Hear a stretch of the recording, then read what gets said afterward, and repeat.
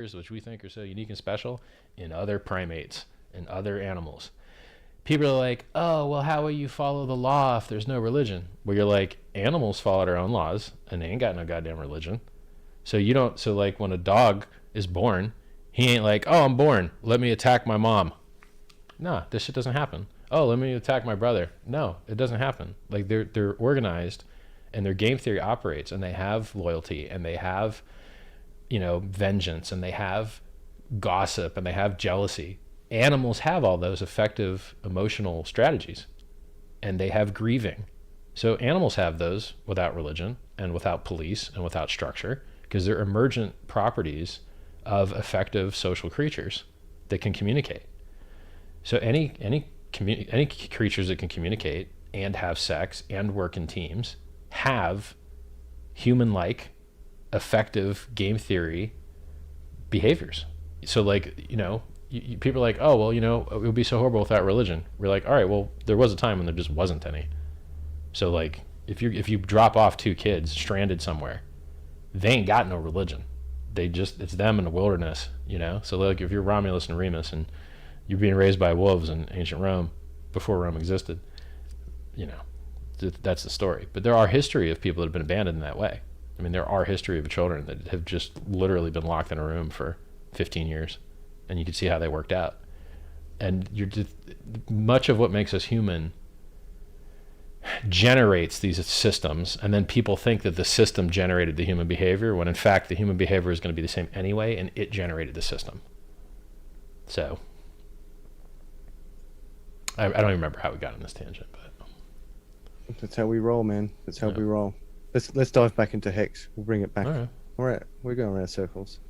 I like it. Yeah. So we're going to HEX. The commentators who say that this is as good as it gets. Someone said HEX has done its thing. People staked. They got their run up. They're dumping it. Although the charts don't reflect that right now. What do you say? Is HEX all downhill from here? And I would actually two-part this question. Sure. So let's take a terrible piece of shit with no development and no features whatsoever, a fork of Litecoin. Its only notable feature whatsoever, other than its extremely high inflation rate and extremely low hash rate, and therefore extreme risk, is that it has a picture of a dog as a logo. Let's take that piece of shit. How did that piece of shit do this year? First, is it an old piece of shit? Yes, it is. I think it came out in 2014. How has that piece of shit performed this year? Up 30x. Is Bitcoin up 30x? No, it's not. It's up 12x max to the peak. Oh, hold on a second. Richard, wait a second.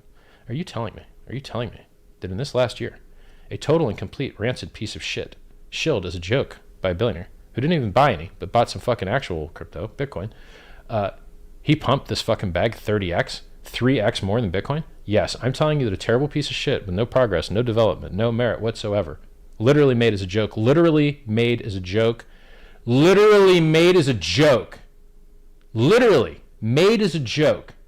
30x this year in like a couple weeks, month.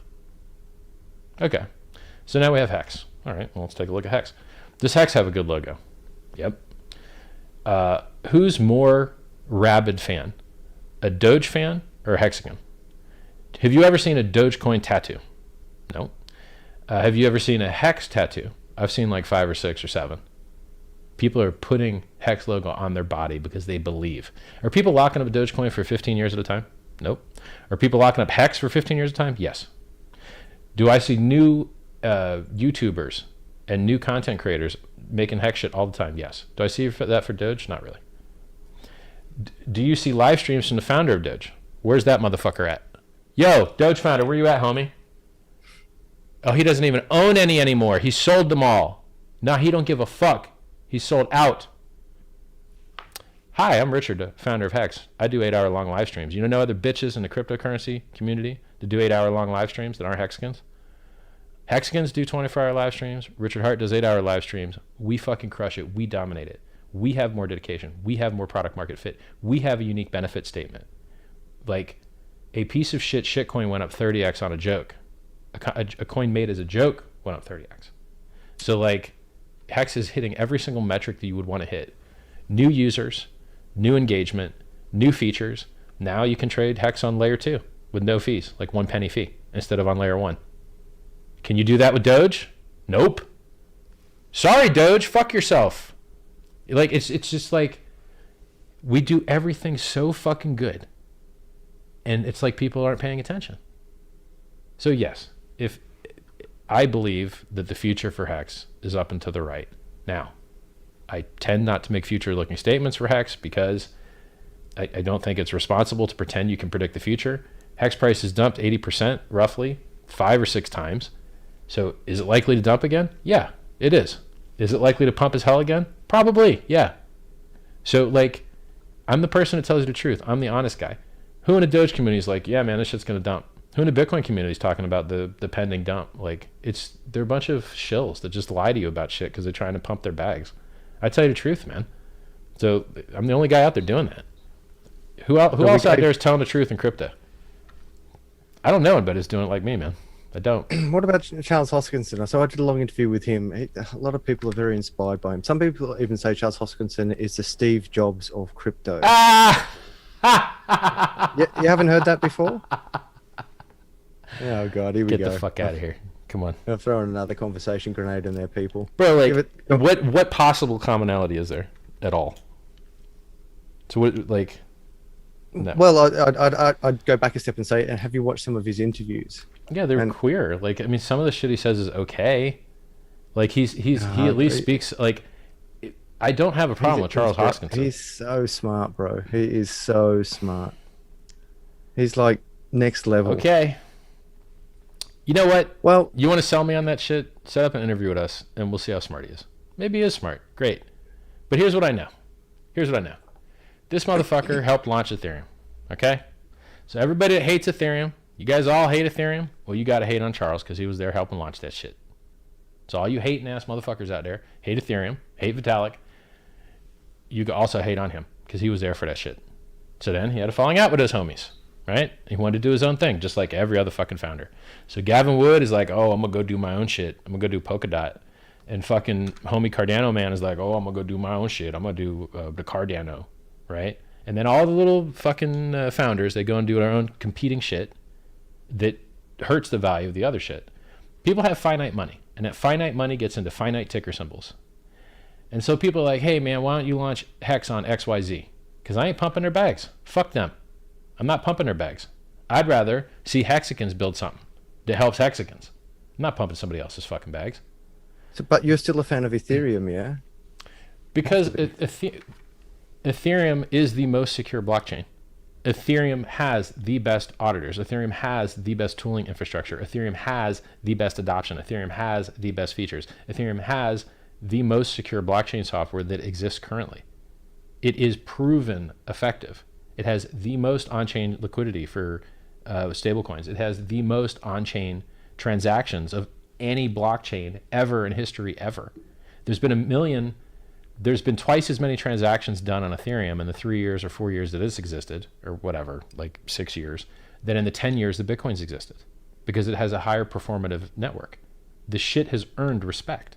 It has earned respect. And these other vaporware empty chains that no one's fucking using for anything, but people are just pumping up to the sky for fucking giggles, they do not deserve that respect.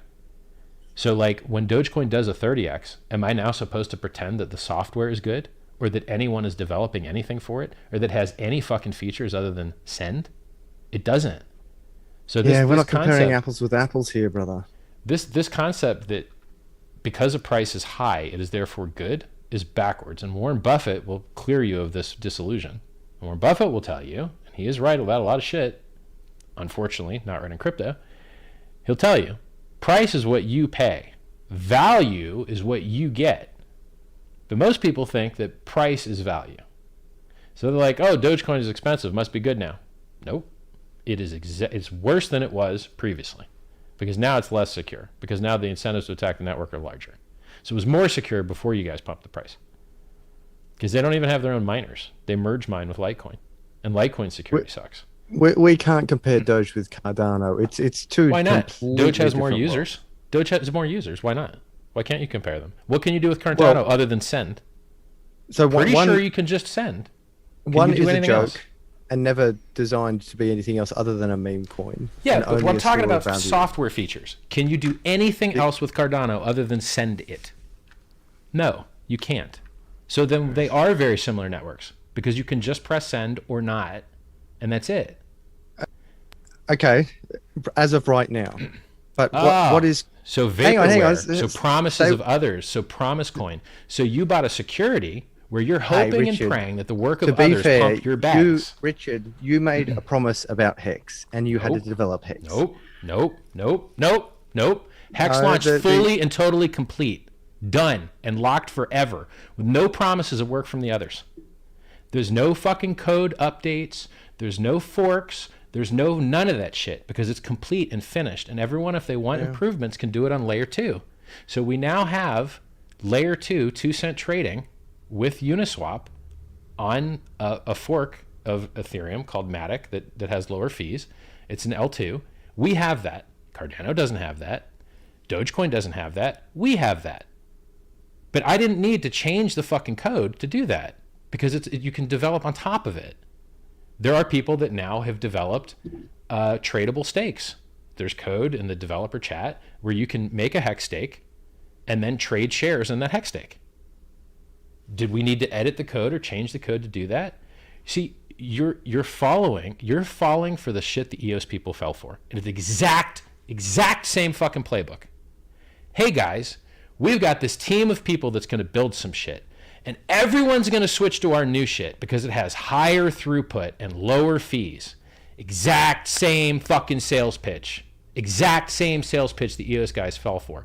And how did EOS do this year? Fucking garbage. Because people buy their new bullshit vaporware coin that they think is going to be the new great next fucking thing. And everyone pumps the hypes it to shit. And then it has the misfortunate event of actually launching. And then when it actually launches, no one's dreams come true. Though? Huh? Wasn't EOS built on Ethereum? No. Am I getting that right? No. Oh, sorry. Okay. No, I'm thinking of Tron. Sorry. Here's how EOS worked. Yeah. EOS was like, hey, we want to create an Ethereum killer. Lower fees, higher throughput. Okay. We want money to do that. Okay, how are we going to get people's money? We're going to let you transform, or I'm not sure exactly how they did it, but you could put Ethereum in on the Ethereum blockchain, get their ERC20 EOS token out, and then when their mainnet came out, trade your ERC20 for their mainnet token. You know who else did that? TRX. You know who else did that? BNB. Those are all multi-billion-dollar projects.